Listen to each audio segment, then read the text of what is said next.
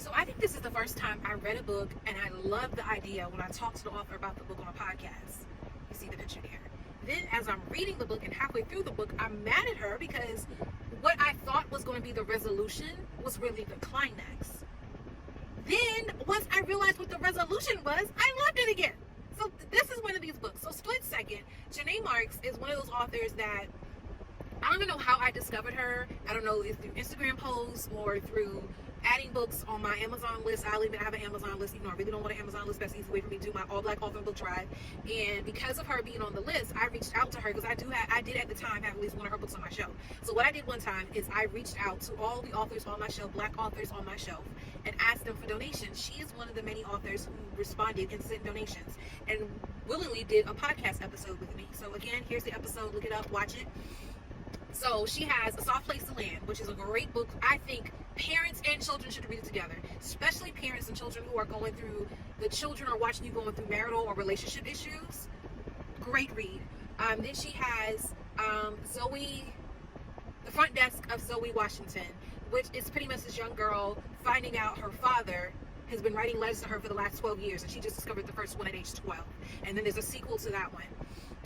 So I decided to read A Split Second because she told me about it, and I enjoy on audiobooks a quick 4-hour read because they're not those out in a day or two. So Split Second, when she explained the scenario to me in the podcast, she said how pretty much you have Elise, who on her birthday is hanging out in the carnival, hanging out with her best friends, and then the next morning when she wakes up is not October, it's April. And prior to that, her mom tells her someone came by and dropped off this locket, and she doesn't know who the person was the person's hood was on. So she gets the locket, puts it on, again, wakes up the next morning, and it's April, after spring break. And then she finds out the two best friends she thought she had are no longer her best friends, but she doesn't know why.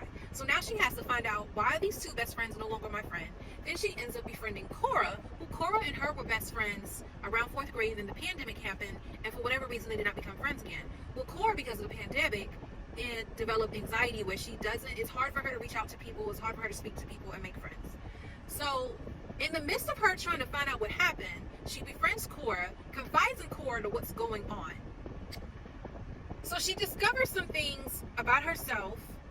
Cora discovers some things about herself. Elise discovers some things about herself. And when she finally finds out why she has skipped ahead in time all these months and why her friends no longer like her, Elise is infuriated. This is a story where literally you knew who was responsible for the spell, but for whatever reason that flew over Elise's head.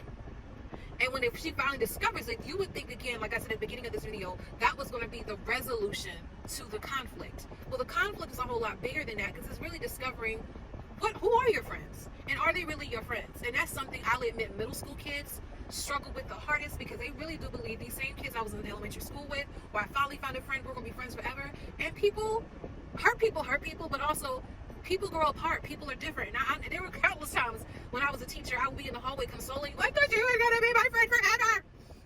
And it didn't work out that way. So it's helping them navigate through that space. And one of the biggest things that I love about this is witnessing Cora and Elise go through a transformation. And Cora, I'm not going to, we already kind of said she's dealing with anxiety. How does she overcome that? So anyone who's dealing with anxiety, I think this will be a good read.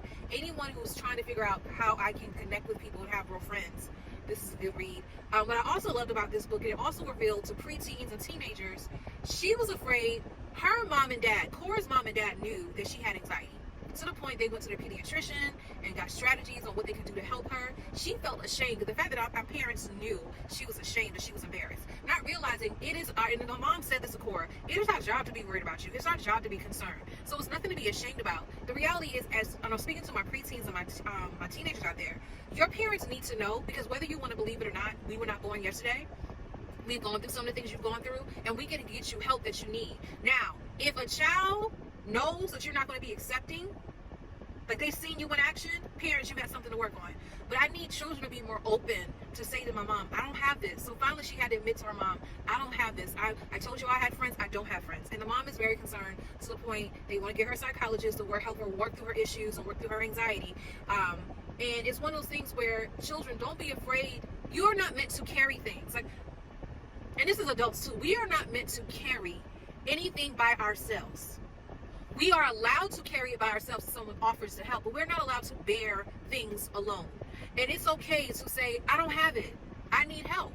So don't be afraid. And that was my favorite part. Well, one of my favorite parts of the book. It's about the thunderstorm over here. That was one of my favorite parts of the book, is when she thought her mom was embarrassed by her, when her mom said, no, I love you and I want to look out for you. So let's come together and work this out. And I need more kids to be open, but also, and mind you, her mom didn't make her feel that way. She just assumed, I'm supposed to carry this on my own. You're 11, 12 years old. And even adults, we're not meant to carry it by ourselves. But this is a great read. I'm almost like towards the end, but I want to go ahead and share because I'm about to go into this mall. Hopefully it does not rain on me before I come out. But y'all, this is a good. Janae Marks. I love when I meet authors and read authors who they never miss. She definitely doesn't miss.